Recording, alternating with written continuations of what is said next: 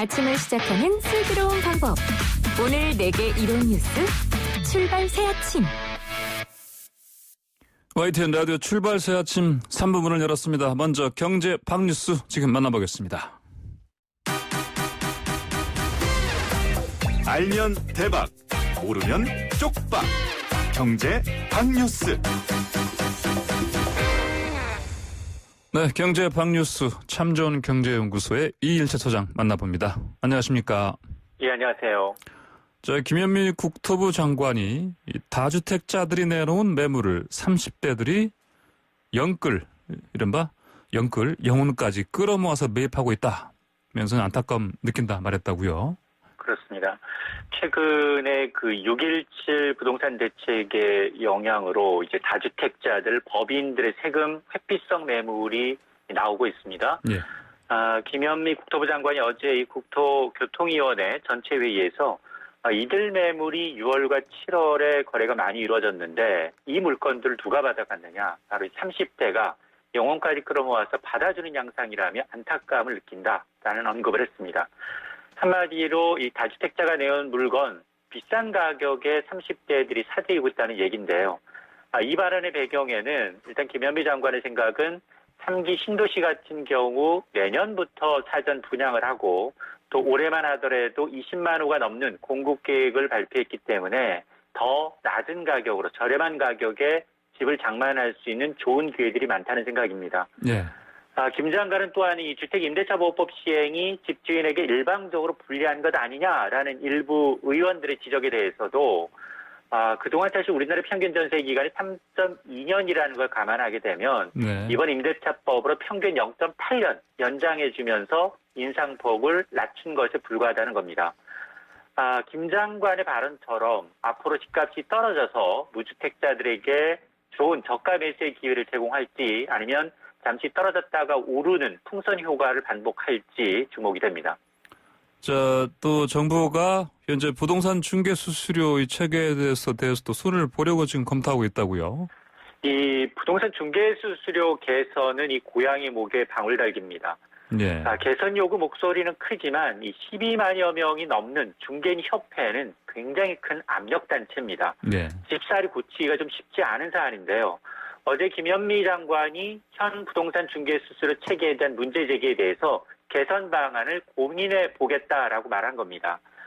현재 이 서울시 부동산 중개 보수 수수료 요율을 보게 되면 네. 임대차 거래, 전월세 거래의 경우에는 3억 원에서 6억 원 미만에게는 0.4% 요율이 적용이 되지만 6억 원이 넘을 경우 0.8%로 2배 뜁니다. 네. 물론 중개업자와 협의하도록 돼 있고요.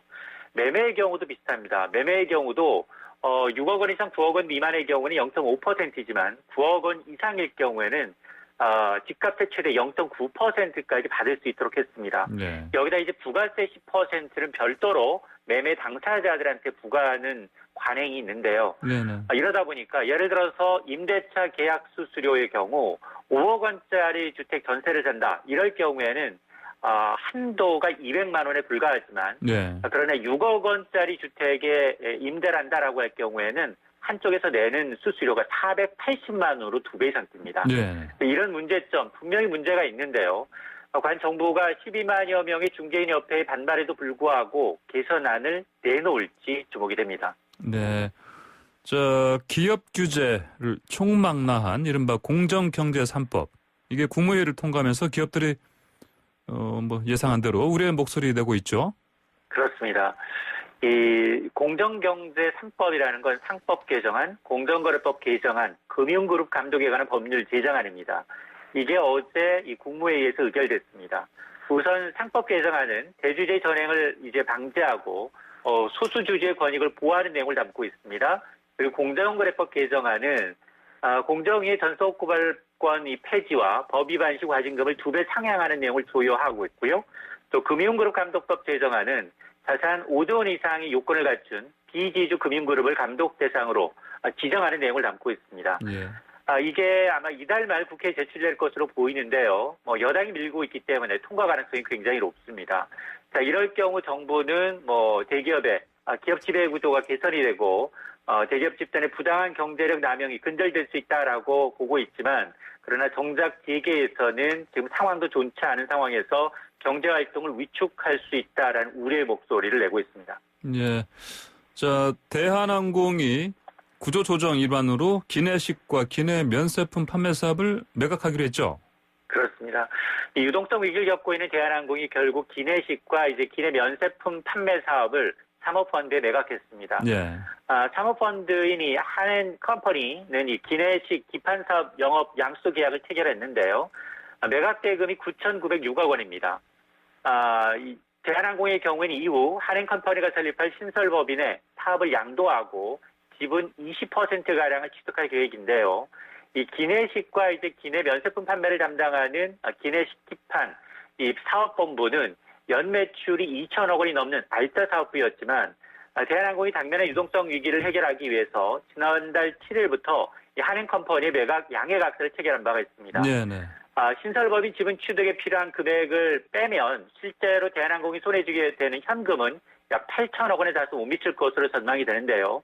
여기다 대한항공은 지난달 유상증자를 통해서 한 1조 한 1천억 원대의 자본 확보에서 2조 원 정도 자본 확충이 이루어졌습니다. 네. 이번 자본 확충으로 대한항공이 다시 국적항공기의 명예를 탈환하면서 비상할지 주목이 됩니다. 네, 이사장님 오늘 말씀 잘 들었습니다. 네, 고맙습니다. 네, 지금까지 참 좋은 경제연구소 이인철 소장이었습니다.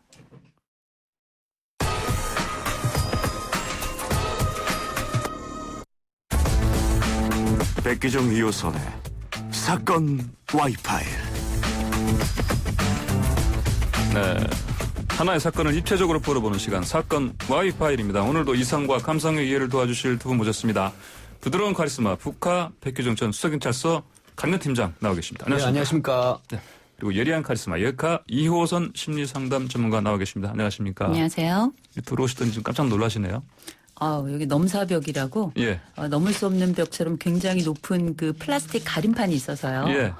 저는 이렇게 높은 가림판은 처음 봤어요. 왜 설치했는지 아시죠? 그럼요. 네. 저희가 이제 코로나19 재확산 관련해가지고 그 YTN에 철저한 준비가 아닐까 싶습니다. 네, 알겠습니다. 다음번에 나오실 때는 혹시 마스크까지 끼셔야 될지 모르겠습니다. 일단 가져오긴 했는데. 예, 저희도 지금 걱정이시죠. 일단은 뭐 일부 프로그램에서는요, 방역을 위해서 마스크를 쓰고 진행하기도 합니다. 네. 네. 자, 오늘 방송인이자 인기 웹툰 작가인 기안 84가 여성 혐오 논란에 휩싸였습니다. 이 얘기 나눠보겠습니다. 특히 특정 장면이 여성의 성상납을 묘사한 게 아니냐 이런 논란인데 청와대 국민청원에는 웹툰 연재 중단까지 요구하는 그런 목소리도 나와 있고요. 하지만 또 이건 표현의 자유를 막아서는 거다. 어떻게 된 일인지 관련 내용에 대해서 한번 얘기 나눠보겠습니다. 먼저 백 팀장님, 네. 이번 논란이 된 기안 84 웹툰 내용 무엇입니까? 네, 이게 인기 웹툰 작가고요. 한 지상파 방송에 나 혼자 산다는 프로그램에 출연하기도 했고, 젊은 층에서는 상당히 인기 있는 웹툰 작가로 지금 네이버 웹툰에서 연재를 계속 하고 있는데, 예. 사실 문제가 됐던 건 지난해 복학왕이라는 304화, 그러니까 강어 인간 2화죠. 제 2화에서 지방대 출신 무능한 인턴 여사원이 20대 여사원이 이제 타자를 보고서를 치는데도 독수리 타법으로 치는 이런 장면도 묘사를 했어요. 독수리 타법 옛날에 그렇죠. 강력팀 계실 때 손가락 2개로 치는 이런 형태죠. 형사분들이 많이 치던 옛날에 경찰서 타법인데. 형사들이 신임 형사들이 오면 독수리 타법으로 치어서 웃기는 대상이 되기도 했었는데 저도 연상을 하고 이제 웃기도 했는데 이 여성이 사실은 굉장히 스펙이 부족하고 또 능력이 좀 탁월하지 못하는 그런 형태로 그려져요. 근데 이 사람이 이제 그 직장 상사가 20살 정도 차이 나는 직장 20대니까 40대 직장 상사와 부적절한 성관계를 가지고 나중에 정식 사원이 된다는 이제 그 묘사를 한 건데 이 묘사 자체가 문제가 된 거예요. 어떤 거냐면 회사 회식 자리에 팀장도 있고 여러 직원이 있는데 이 여성 봉지은이라는 이 여주인공이 누운 상태로 사실 일부에서 그 여성 특정 부위를 비하하는 그런 그 표현이죠. 그 조개를 배 위에 올려놓고 그다음에 남성의 주요 부위 그 연상이 되는 그 모형의 도구로 조개를 깨는 형태. 근데 그 이후에 보면 이제 그 어떻게 하냐 어떤 말이 나오냐면요. 그 열심히 한다고 되는 게 아니다. 학벌이나 스펙, 노력 같은 레벨의 것이 아닌 그녀의 세포 자체가 업무를 원하고 있다. 이런 워딩, 문장을 올려놓는단 말이죠. 네. 그러면 이거를 접했던 많은 사람들이 뭘 보냐면 무능한 여성 인턴 사원이 직장 상사와 부적절한 성관계를 가지고 정식 사원이 되는구나. 네. 그렇다면 이건 바로 여성을 비하하고 조롱하는 게 아니냐. 또 여성을 성상품화하는 형태로 보는 작가의 여성성이 드러난다. 편향된 시각이다. 이런 것 때문에 지금 엄청난 폭발적인 비판이 있는 그런 사안입니다. 네. 자, 이렇게 논란이 높아지고 있는데, 근데 또 뭐 연재 중단 운동까지 이어졌고요. 이렇게 큰 불쾌감을 주는 상황이죠. 지금 국민청원에도 올라가 있죠. 예. 그래서 지금 누가 이 상황을 어느 관점에서 보느냐에 따라서 입장이 굉장히 첨예한 것 같아요. 네. 이를테면 뭐 웹툰 협회 같은 경우에서는 납득할 수 있는 부분이 있지만 연재 중단이라든지 아니면 문단에서 나가도록 한다든지 연재 자체를 못하게 한다든지 이런 것들은 너무 과한 거 아니냐. 네. 이런 입장이고 또 다른 편에서는 이렇게 그 상징적인 영향력을 가지고 있는 사람이 이런 여성 비하적이고 기본적인 시선에 대한 충분한 이해를 가지고 있지 않는 것은 네네. 이건 충분히 퇴출의 이유가 된다라고 하는 굉장히 첨예한 입장이기 때문에 네. 어느 쪽이 이 상황을 두고 불쾌감을 표현하는가 저는 양자라고 생각을 하고요. 예. 어쩌면 이거는 둘 다 불쾌감이라기보다 일련의 양쪽의 우려와 염려들 그리고 오랫동안 우리에게 가지고 있었던 집단무의식처럼 여성들이 가지고 있던 그 마음의 상처들이 이번에도 다시 올라온 게 아닌가 네, 이런 생각은 네. 드는데요. 어쨌든 이게 누가 옳다 그르다라고 얘기할 수는 없습니다만 적어도 이 주제가 쉽지 않은 주제인 것은 네. 하나는 그 여성에 대한 전반적인 비하 주제가 가지고 있는 사회적 민감성이 있고요. 네. 또 한 가지는 우리가 창작의 자유는 어디까지 보장돼야 될 것인가. 네네. 란 두 개의 주제가 사실 답을 내기 어려운 주제인데 이게 네. 지금 부딪혔다고 보기 때문에 이게 단순한 어떤 기안 84라고 하는 인물 자체에 집중돼 있긴 하나 예. 사실상의 주제는 더 폭넓고 그다음에 네. 더 첨예한 주제라고 봐야 되겠죠. 폭넓고 첨예한 주제다. 자, 그럼 여기서 이번 기안 84 논란 관련해서요, 뭐 관련 작품 또는 관련 작가의 퇴출 운동이라고 할 수 있겠죠. 이 운동을 하고 있는 단체에 만화계 성폭력 대책이라고 불리는데요. 성수연 회장 연결돼 있습니다. 성 회장님 안녕하십니까? 네, 안녕하세요. 네, 먼저 이번 기안 84 웹툰이 왜 여성혐 문제가 됐는지 설명 좀 간단히 부탁드립니다. 네. 현실에선 많은 여성이 불법 점수 조작으로 해서 면접에서 떨어지거나 좀 상사에게 원치 않는 성희롱을 당하는 일이 빈번하게 일어나고 있는데요. 예. 기안 84 작가의 만화는 현실에 대한 고민이나 반영이 없이 작중 여성 캐릭터가 남자 상사와 성관계를 가졌고 그로 인해서 무능함에도 혜택을 받았다는 내용이 좀 논란이 됐습니다. 네. 그리고 마마무 화사의 화사를 업소 여성으로 표현하기도 했고요. 네. 또 수정무 사과문에 대한 내용도 결국 여성은 업무 능력이 아니라 외모나 그 외의 요소로 평가된다는 맥락이 기존이랑 동일해서 여전히 논란이 되고 있습니다. 예. 사실 기안 84 작가의 경우는 이번뿐만 아니라 여러 차례 지속적인 논란이 있었는데요. 예. 뭐 지방 대학이나 이주 노동자, 장애인, 비수도권, 여성 등 여러 사회적 약자에 대한 혐오성 연출을 했고요. 예. 19년도에는 장애인 차별 철폐연대 측에서 성명문을 내신 적도 있어요. 예. 그래서 결국 이런 게 쌓여서 이번 연재 중단 요구 청원까지 올라간 거죠. 네, 단건이 아니고 여러 번 쌓인 것이 폭발한 셈이다 이렇게 보시는 것이죠. 네네. 자, 그러면은 뭔데 이래 연재 중단 요구에 대해서 네이버 측에서 답을 좀 냈습니까? 네. 뭐라고 합니까? 네이버가 17년도부터 개선하겠다는 원론적인 답만 제시했는데요. 예. 이번에서야 좀 청소년 보호 담당 부서랑 논의를 해서 사회의 다양한 시각을 담는 방향의 웹툰 편집 가이드라인 개선이랑 조직의 역할과 책임을 강화하겠다고 입장을 냈어요. 좀 어느 정도 괜찮은 대응입니까? 대책입니까? 어떻게 보십니까? 이후에 어떤 가이드란이 나오고 어떤 책임을 지겠다는 건지에 대한 좀 세부적인 게 나와야 확인이 가능할 것 같습니다. 네, 구체적이고 세부적인 내용이 나와야 거기에 대해서 평가할 수 있게 되는 말씀이시죠? 네. 또 그런데 이런 이제 연재 중단 요구에 대해서 이제 그 웹툰 협회죠. 이쪽에서 성명서 낸 것을 보면 연재 중단은 이거 파시즘에 이렇게 언급했습니다. 어떻게 보십니까?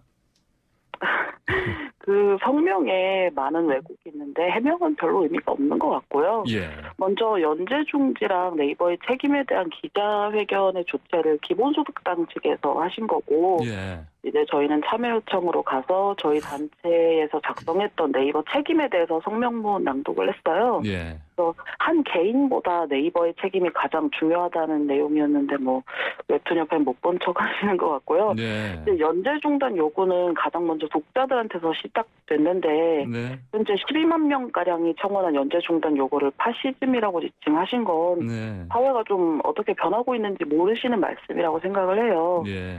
인권이 표현의 자유가 있는 게 아니잖아요. 네.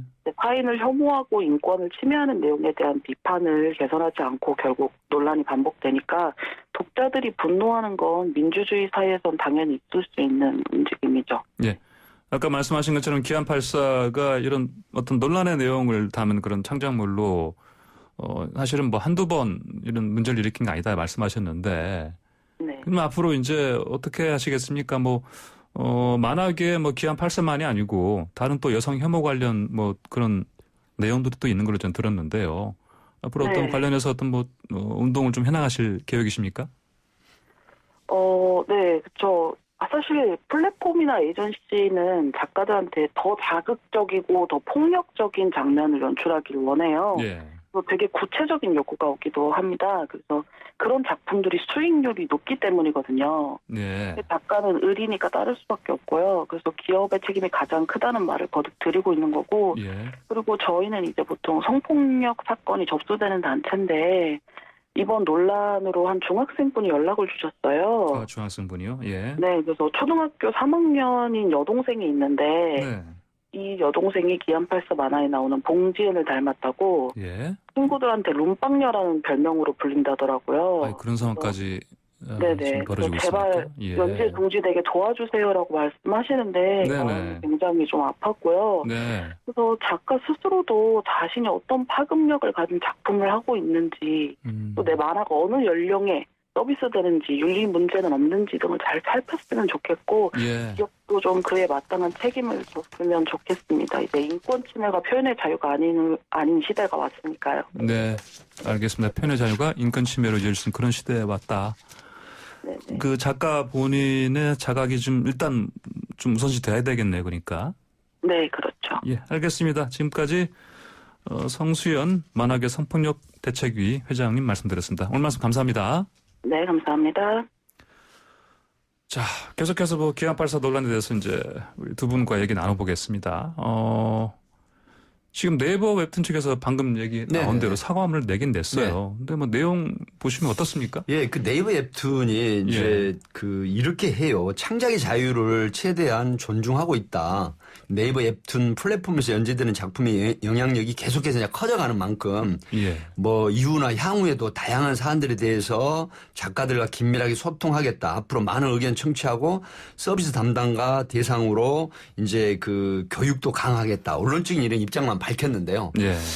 제가 여기서 좀 비판적인 말씀을 좀 드리고 싶은 건 뭐냐면 네이버가 사실 시총 50조 기업이에요. 그러니까 지난 2일 날 그 언론 보도를 보니까 하루에 거래액이 30억이 넘어가더라고요. 그리고 이제 연간 1조 원이 육박하는 거대 기업인데 이게 사회적 기업으로도 볼 수가 있거든요. 사실은. 그런 측면에서 이 네이버 웹툰의 컨텐츠, 그러니까 소위 말하면 네이버를 이끌어가는 컨텐츠 사업의 주류가 바로 이제 이게 웹툰이에요. 그리고 사실은 네이버가 이 K 웹툰의 선구자고 이제 주류 기업이다고 좀 이렇게 돼 있잖아요. 그런데 기업의 책임이라고 하는 부분은 이 지금 사과문에서 보면 굉장히 소명되지 않아요. 뭐냐면 언론적인 얘기라는 거는 예를 들어서 당분간 이 연재를 중지를 하겠다. 그리고 이런 모든 비판들에 대해서 수용을 하고 겸허하게 반성을 하고 그다음에 이 기업의 책임이라고 아까 성수연 회장께서도 말씀하셨는데 그런 기업의 책임이 언론적인 입장만 밝히지 실질적인 책임이라든가 아니면 어떤 사실은 작가들을 향한 보호막을 치는 소위 자기들 주류 기업의 어떤 컨텐츠의 주류를 담당하는 그런 어떤 부류를 보호하는 그런 역할만 하고 있는 거지 예. 실제로는 반성하고 뭐 잘못했다고 하는 그런 책임감에 큰 통렬이 이 소위 말하면은 느끼는 게 없다라는 거죠. 예. 이런 부분 때문에 지금 많은 사람들이 네이버에 대한 비판을 함께 이 사실은 기안 8사의 어떤 연재의 문제도 있지만 그런 기업의 책임감이 없다라고 하는 측면을 크게 생각해서 그래서 지금 비판이 더 끊이지 않고 높아간다. 저는 그렇게 봅니다. 네. 예카께서는 어떻게 보셨습니까? 이 사과문. 그러니까 우리가 네이버는 뭐 봉사나 구제의 집단은 일단 아니고요. 예. 사업자고요. 예. 그래서 실제 이익을 추구하고 또 관련된 문화 콘텐츠들을 두루 다루면서 거기서 당연히 뭐 인권의 주제라든지 윤리적인 문제를 완전히 도외시하기는 어려울 거라고 저는 봅니다. 근데 이제 이번 네이버는 그 최대한 몸을 사리면서 예. 이 난국을 좀 타개해 갈 수 있는 방법을 모색한 게 아닌가라는 생각이 들어서 예. 아마 이번에 이의를 제기했던 분들 특별히 오늘 지금 인터뷰했던 만학의 성폭력 대책위 성수연 회장 중심으로 해서 이번에 이슈의 중요성에 대해서 강조하고 예. 있는 분들 입장에서는 당연히 못 미치는 답변일 거라고 저는 생각이 들고요. 예. 다만 이제 고민을 좀 하게 되는 것 같아요. 어떤 걸 고민하게 되냐면 우리가 이 사회적으로 당연히 젠더에 대한 감수성이라든지 또 인권에 대한 감수성 이런 것들이 굉장히 중요하고요. 그런데 이게 만화 웹툰 작가들이 그러면 이런 얘기를 하더라고요. 도덕 선생님이냐. 예. 우리가 이 웹툰이 가지고 있는 이 만화라고 하는 이 상상의 세계 속에서 일부러 의도한 건 아니었고 뭔가를 표현하기 위한 사회적 구조적인 문제들을 다루는 과정에서 이런 부분들이 일부 들어간다면 이 부분마저도 배제해야 되는 거냐 뭐 이런 예, 얘기들도 조금 나오고 있기 때문에 창작의 자유에 대한 그 범위와 또 권한에 대한 이야기를 많이 하고 있거든요. 예. 그러니까 이게 어떻게 보면 답이 없는 평행선처럼 가게 될 가능성이 굉장히 높아서 그건 안타깝긴 한데 예. 분명한 건 있습니다. 아까 그 성 회장님 말씀하실 때 아이들에 대한 파급력 예. 이것만큼은 우리가 웹툰 작가들도 그렇고 전 연령대의 사용자들을 두고 있는 네이버의 책임도 분명히 저는 있다고 보고요. 예. 이 부분에 대해서 조금 더 구체적 답변을 내놓았으면 어땠을까. 네. 조금 더 섬세한 답변을 내놓았다면 어쩌면 이 부분에 있어서 아쉬움은 조금 덜하지 않았겠는가 이런 생각이 좀 들죠. 네. 백규정 팀장님이 아까 지적하신 대로 원론적인 차원의 사과문이었고 구체성이 그렇죠. 없다. 결여돼 있다. 신정성도 잘 보이지 네. 않는다. 이런 말씀이고 그 부분에 관련해서는 이호선 역학께서도 동의를 하셨고요. 근데 지금 아까 또 성 회장이 얘기했던 거 있지 않습니까? 중학생이 그 올린 그 쓴 보낸 편지 메시지 보니까 동생 초등학생이 네. 어떤 왕따 이른바를 당한다. 이것 때문에 닮았다고 해서 이걸 보면은 말씀하신 대로 한 유명한 작가의 웹툰은 사회적인 파급력이 이제 그 작가들이 인지하는 것 이상으로 훨씬 크다. 그런 부분도 우리가 좀 봐야 될 것 같습니다. 영향력이 당연히 크죠. 예. 그래서 이제 우리가 뭐 우리 이제 흔히 이제 옛날에 공인이 누구냐라는 얘기들이 좀 나왔었는데 예. 공인이라기보다 저는 그냥 유명인이란 말을 쓰고 싶고요. 네.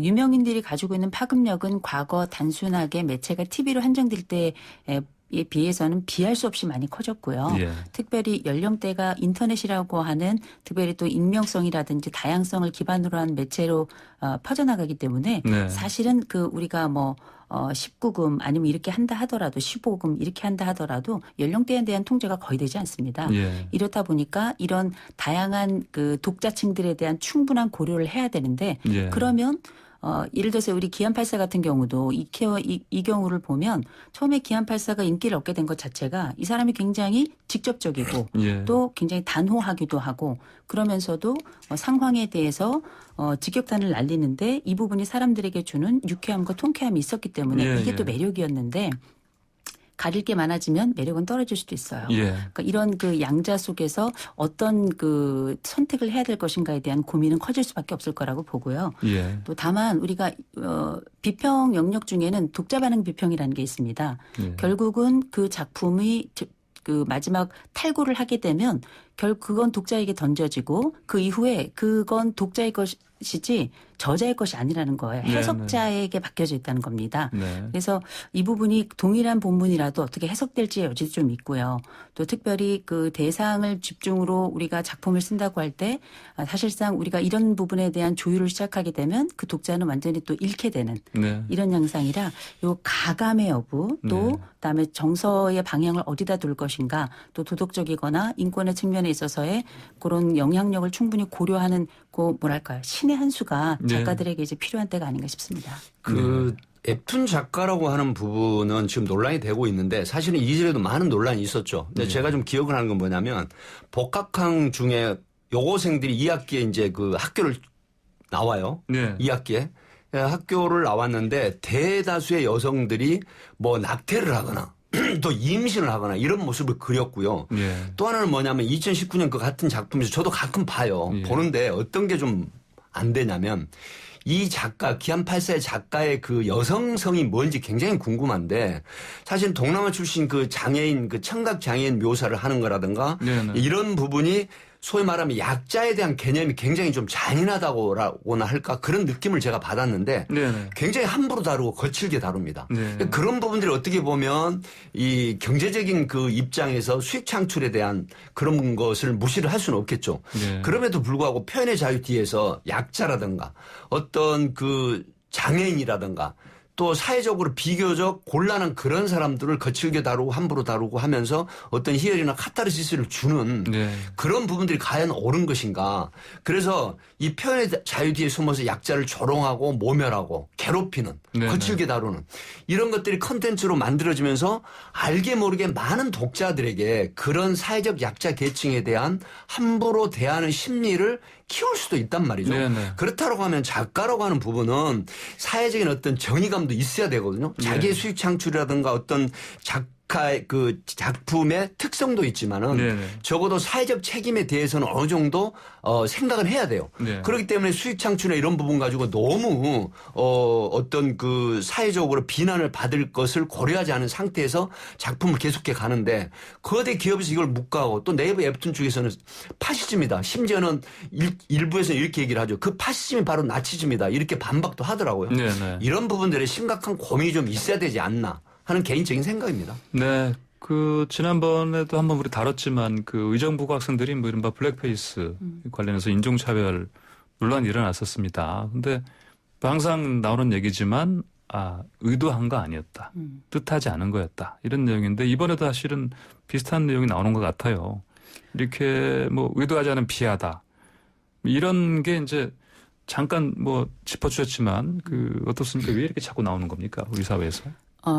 이제 우리가 이거를 단적으로 뭐 세계관이다 이렇게 단정할 수는 없겠습니다만 예, 예. 사람의 말과 그다음에 그 사람의 여러 결과물 속에는 그 사람의 세계관이 보이지 않게 또 보이게 녹아 나올 수 있고요. 예. 지금 우리가 알고 있는 여러 이제 혐오의 주제들 우리가 많이 다뤘잖아요. 예. 그게 뭐 이주민의 문제라든지 뭐 여성의 문제라든지 예. 아니면 인종의 문제라든지 뭐 소수자의 문제에 대해서 많이 다루는데 아직 우리 사회가 가지고 있는 그 소수자에 대한 일련의 배제감 예. 이런 것들이 사실 20, 30대에는 꽤 있다고 보입니다. 예. 그런데 물론 다 그런 건 아니지만 어쩌면 작가가 가지고 있는 세계관 속에 그게 들어있을 수는 있어요. 근데 제가 조금 한 번쯤은 좀 생각해봤으면 좋겠다 싶은 건 뭐냐면 그래서 본인이 뭐라 그러냐 내가 의도한 건 아니다. 네. 사실 의도한 게 아닐 수 있고요.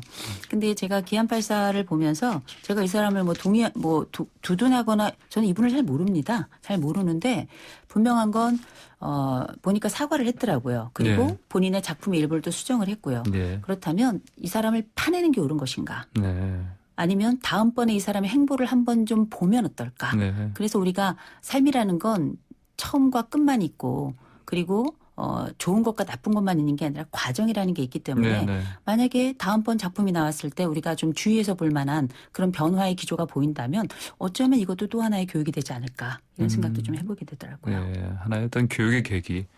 그리고 사실 이 만화를 본 사람들이 사실 아까 어떤 연령 제한이 있음에도 불구하고 사실은 현실적으로는 또 나이 어린 친구를 많이 보는 상황인데 그렇다면 그래서 이번에 좀 뭐 사회적으로 큰 좀 논란이 되고 있기 때문에 말씀하신 대로 만약에 이 작가가 진정성 있게 사과를 하고 그리고 자신의 어떤 부분에서 또 잘못된 부분이 있었다라고 이제 사과를 하게 되면 뭐 아까 말씀하신 대로 파급력이 워낙 크기 때문에 또 긍정적인 부분에서 또 어떤 우리 사회가 좀 더 인식이 나아지는 그런 계기도 우리가 맞이할 수 있겠다 이렇게 볼 수 있겠네요. 예. 네. 예. 저는 이제 공감을 하는 부분이 있는데요. 예. 문제는 이게 한 번 실수가 계속해서 반복이 된다고 하면 네. 이건 의도적인 실수다라고 보거든요. 상습. 그렇기 때문에 네.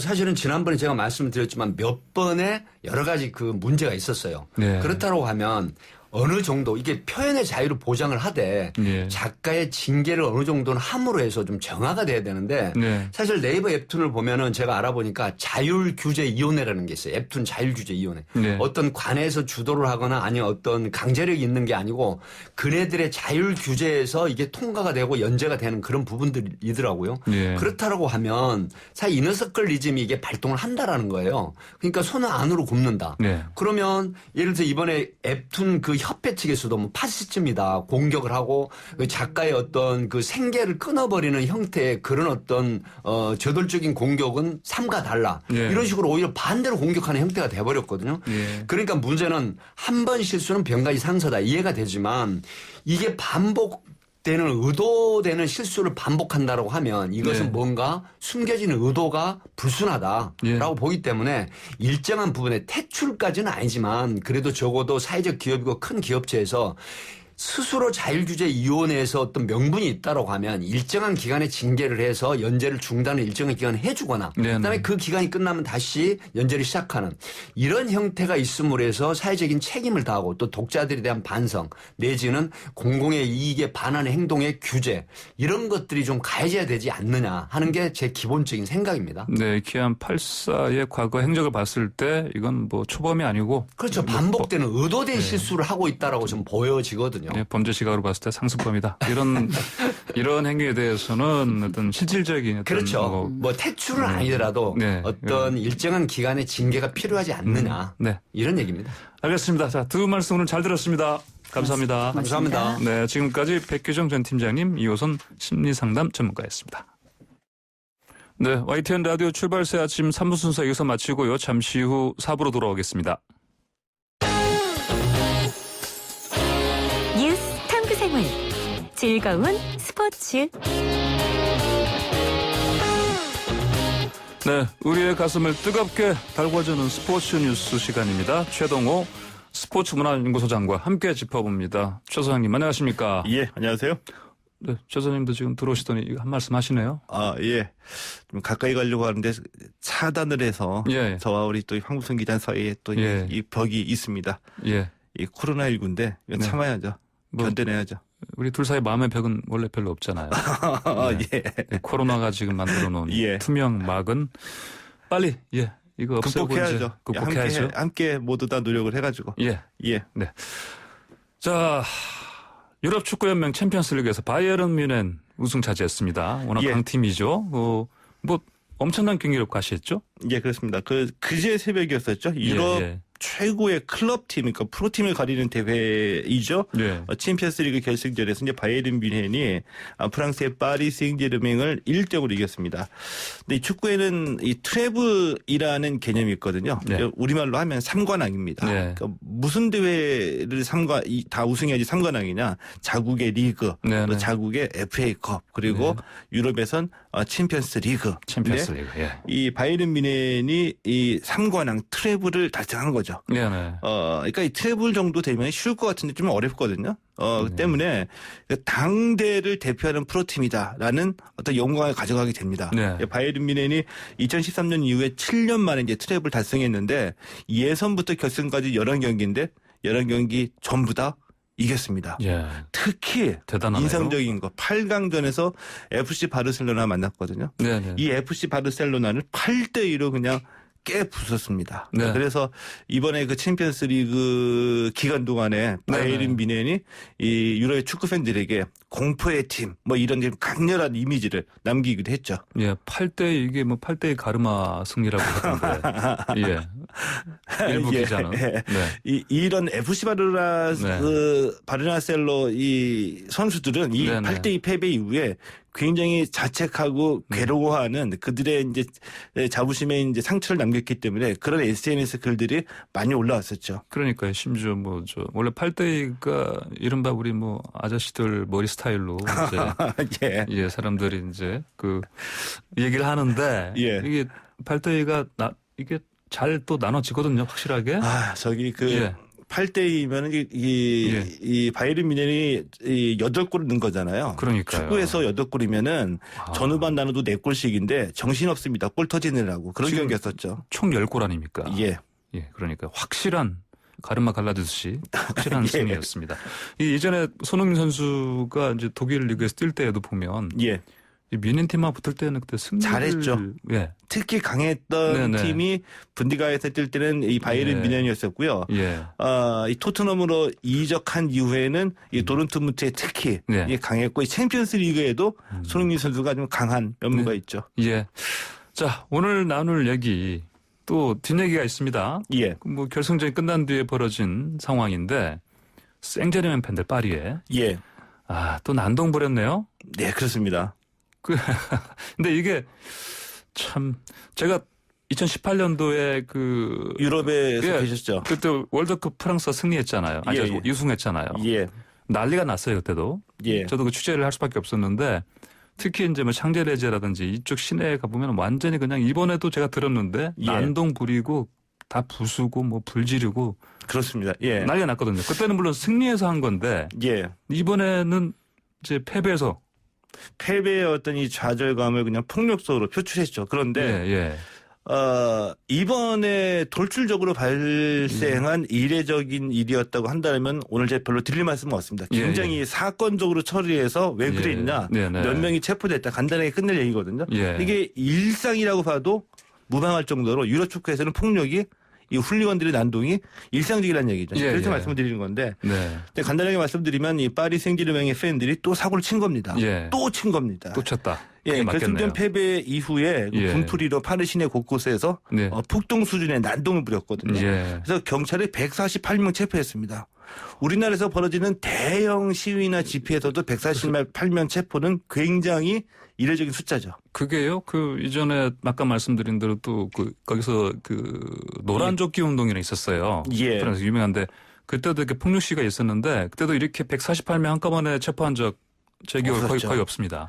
근데 우리가 종종 봅니다. TV나 언론 보도를 통해서 유럽에서는 이 훌리건들의 이 폭력적인 난동이 자주 벌어지거든요. 근데 이 느낌이 유럽이잖아요. 문명화되어 있고 발전하는 선진적인 이 스포츠 문화를 갖고 있는 유럽에서 특히 훌리건들의 난동이 자주 발생한다는 게 굉장히 어떻게 보면은 마치 문명 속의 비문명 같은 어울리지 않는 조합인 것 같은 좀 당혹감 이런 것도 주는 것이 좀 사실이죠. 저도 옛날에 공포심을 느낄 정도로 좀 저도 경험이 있어요. 제가 2010년 11년도에 런던에 있었는데 그때 웸블리 구장이 유명하지 않습니까? 웸블리 구장. 거기서 옛날에 그때 FA컵이었나요? 그때 박지성 선수가 소속된 맨유 팀하고 당시 유청용 선수가 소속된 볼턴 원더러스였나요? 예, 맞습니다. 볼턴. 그때 같이 아마 진출했을 거예요. 제 기억으로 맞나 지금 기억이. 하여튼 그때도 제가 거기 현장에 좀 잠깐 가 있었는데 거리에서 상대 팀끼리 이렇게 서로 만나잖아요. 병 던지고 돌 던지고 심지어 욕설은 기본이고 거의 부딪히기 직전이에요. 멱살 잡고 그러고 이제 경찰이 주변에 있다 이렇게 말리고 그런 것들이 흔한 상황이었습니다. 이게 어느 정도냐면은 이 현장에서 티켓을 구입할 때 각 팀들이 파는 매표 창구가 따로 구별이 되어 있습니다. 상대팀 매표 창구에 가지고 모르고 거기 줄 서고 살려고 하면은 좀 따가운 느낌이 받기도 하고 그러죠. 자, 그런데 이렇게 이제 그래도 난동, 폭동 여기까지 조금 이해한다 하더라도 졌으니까. 근데 이제 이 훌리건들의 어떤 이전에 이런 난동 때문에 사람들이 또 많이 사망하는 참사도 많이 좀 있었죠? 대표적인 게 이제 많이 말씀하시는 게 이제 헤이젤 참사하고 힐스버러 참사를 얘기하거든요. 헤이젤 참사라는 게 이제 85년에 벨기에 브뤼셀 헤이젤 경기장에서 유러피언컵 결승전이 벌어졌습니다. 이제 결승전에 올라간 팀은 리버풀하고 이탈리아의 유벤투스였거든요. 근데 경기 도중에 리버풀의 극성 팬들, 이 훌리건들이 이탈리아 응원단을 공격하기 위해서 이탈리아 응원단 관중석으로 한꺼번에 몰려갑니다. 예. 몰려가는데 어떤 일이 벌어졌냐? 예. 이 경기장이 무너졌죠. 스탠드가 무너졌습니다. 예, 스탠드가 무너져가지고 39명이 압살을 당했습니다. 리버풀 팬들이 공격을 하다가요. 예. 이게 이제 85년인데 불과 4년 뒤에 네. 또 영국 셰필드의 그 힐스버러 스타디움에서 네. 또 리버풀 훌리건들이 사고를 칩니다. 이 참사도 유명하죠. 사실. 예. 이제 FA컵 준결승전이었는데 네네. 이 리버풀 팬들이 버스를 대절해서 이제 단체 응원을 가는데 교통이 지체돼가지고 경기 시작 가까스로 맞춰가지고 경기장에 도착을 했습니다. 예. 그러니까 흥분한 이 리버풀 훌리건들이 한꺼번에 경기장에 서로 네, 먼저 네. 입장하겠다고 한꺼번에 경기장에 몰려가다 보니까 또 스탠드가 더 붕괴가 돼가지고 예. 96명이 사망했어요. 아휴. 근데 이게 예. 17세기, 18세기도 아니고요. 네네. 20세기, 그러니까 85년, 89년이라는 이 현대화된 문명 속에서 네네. 경기장이 무너졌다. 그래서 수십 명이 사망했다. 더군다나 영국에서. 예. 이거 쉽게 우리가 이해하기 어려운 일일 수도 있거든요. 네네. 이제 대표적으로 이제 이 사건들 얘기를 하죠. 네. 근데 자, 이런 훌리건 난동이 이렇게 큰 참사가 있었는데도 불구하고 여전히 이게 근절하기 어렵죠. 최근에도 좀 사건 사고 좀 많이 있지 않습니까? 많이 있습니다. 예, 저도 이제 유럽 축구 취재 갔을 때 파리 생제르맹의 그 훌리건들의 난동을 직접적으로 보기도 하고 취재하기도 했었거든요. 그러니까 이게 일상적이라고 말씀을 드릴 수가 있어요. 그래서 유럽에서는 아주 고칠거리죠. 왜냐하면 사망 사고도 빈번하니까. 그래서 유럽 각국은 물론이고요. 이 인터폴에다가 훌리건들의 명단을 공유해요. 블랙리스트로. 네네. 그래서 출입국을 관리를 합니다. 예. 이 정도인데 그래도 훌리건들의 난동을 근절하지 못한다는 얘기죠. 네. 근데 이게 좀 궁금해하는 대목이기도 합니다. 왜냐하면 유럽에서 현대화된 문명이고 그리고 스포츠가 일종의 엔터테인먼트로 자리 잡았는데 왜 축구에서는 이렇게 폭력적인 일들이 자주 발생할까요? 왜 그렇습니까? 우리가 예전에 많이 했던 말 중에 하나, 멀쩡한 사람, 신사도 운전대만 잡으면 사람이 변한다. 그리고, 우리 황부선 기자 같은 이 멀쩡한 분들도 군복 입고 예비군 훈련장만 가면은 뭐 망나니가 된다. 이런 얘기가 많이 있었죠. 물론 이제 이건 비유해서 말씀드리는 겁니다.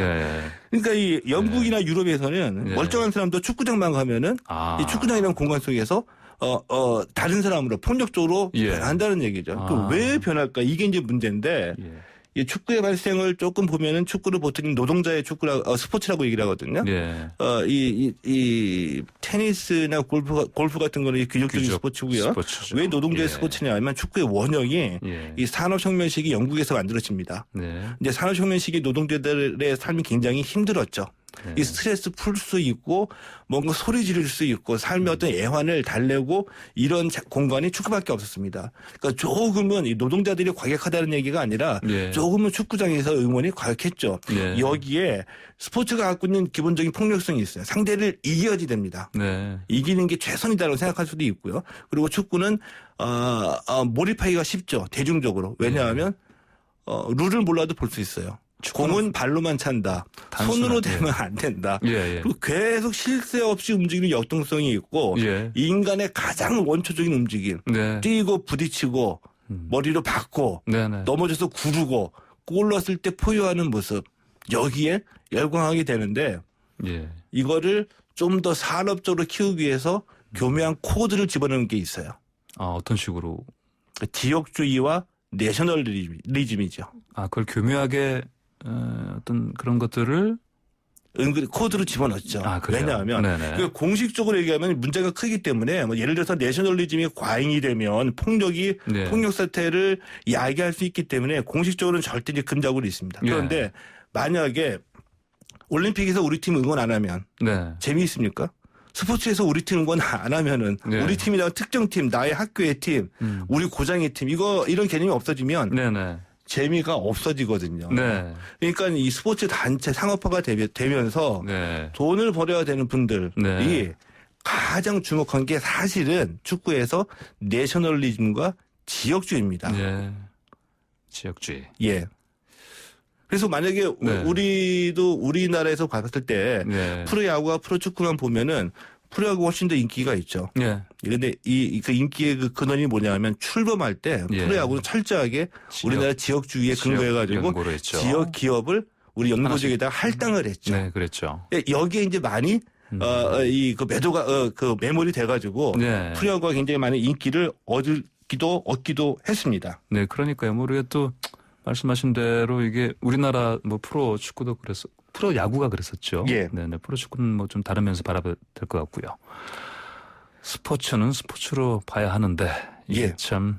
네, 오늘의 딱 그 키워드로 말씀드린 거. 그럼에도 불구하고 스포츠는 스포츠다. 스포츠는 전쟁이 아니고 전사이고 예. 우리가 빠져서 열광하더라도 그 이후에는 우리가 스포츠는 스포츠로 바라봐야 된다. 네. 그리고 훌리건보다 우리나라 소프트워즈가 100배 더 낫다. 네. 예. 네, 우리가 훨씬 낫다. 네, 알겠습니다.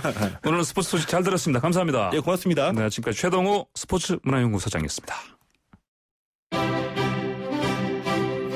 네, YTN 라디오 출발 새 아침. 오늘 저희가 준비한 소식은 여기까지입니다. 초강력 태풍 바비가 북상하고 있습니다.